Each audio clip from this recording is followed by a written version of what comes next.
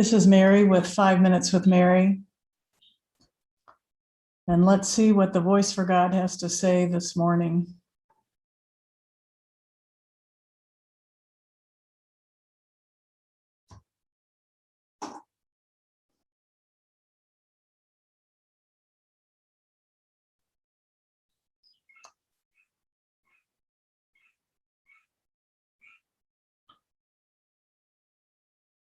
So there are two seemingly different experiences this week that are coming to mind, I'm hearing. And one was an experience where I had a flash of anger. And I've noticed this, what is this anger about? And it seems like it comes out of nowhere and surprises me. And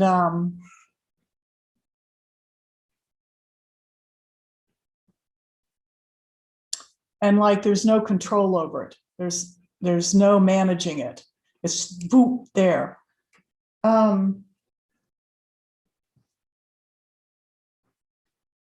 as I began to look at the relishing of the desire for anger as like a way to deal with things, supposedly it's justified and they did this or whatever, all this, the machinations of the mind that go on to justify whatever the mind is doing, consciousness is doing, making up. I saw that and Kay has been bringing this out in many of the Light Circle lessons, that it's never about the anger. The anger is used to cover over the guilt, the guilt that shows up, our addiction to guilt. And so as I began to look at this one particular situation and what had occurred, this flash of anger, and then looking deeper at the relishing of that anger, I saw that underneath it was guilt because I hadn't followed guidance in the moment. Something had come up between a mighty companion and myself. And I wasn't really tuning in to that inner guidance. I was letting myself be carried off by the anger.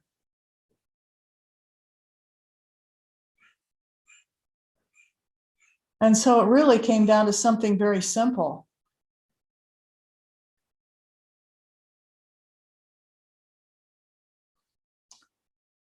In the moment, seeing that desire for anger and checking in. Okay, what's this about, Jesus?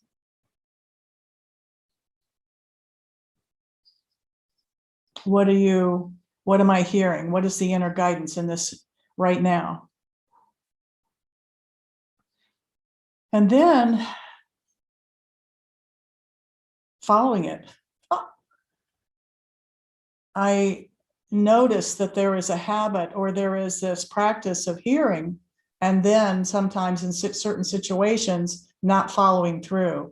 And so this practice over and over again of noticing what's going on in the mind, asking what it's about, asking Jesus, the voice for God, what it's about, listening,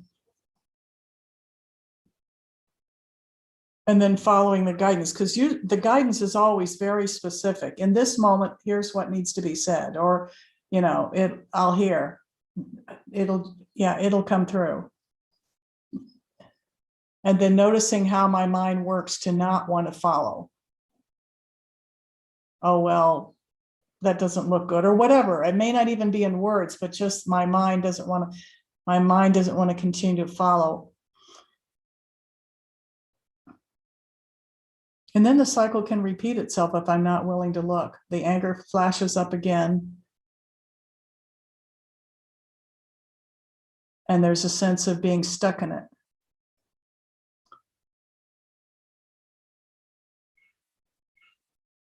So the solution was given. And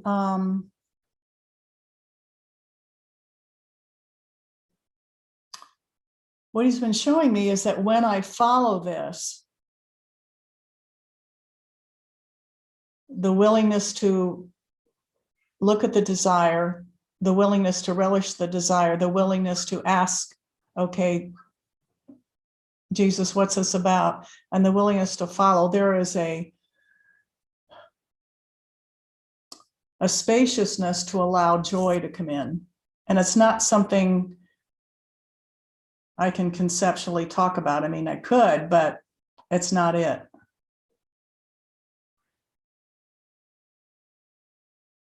And it's not something that I do so that I get this result.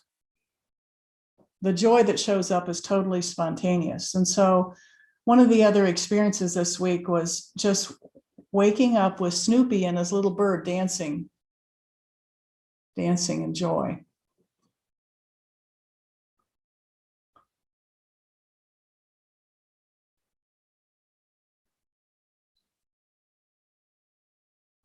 And one of my mighty companions, Kay, said, that's our natural state.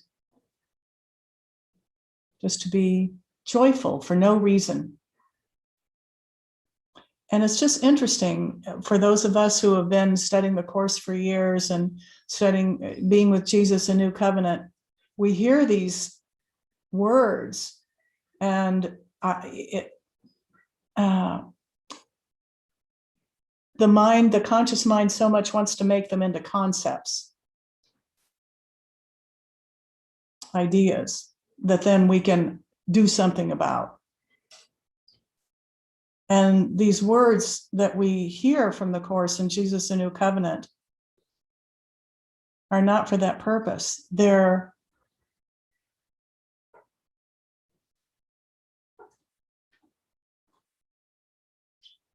to open up that space, that spaciousness, to recognize and experience directly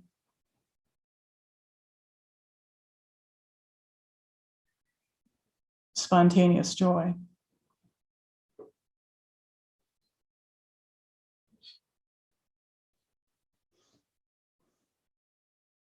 Thank you.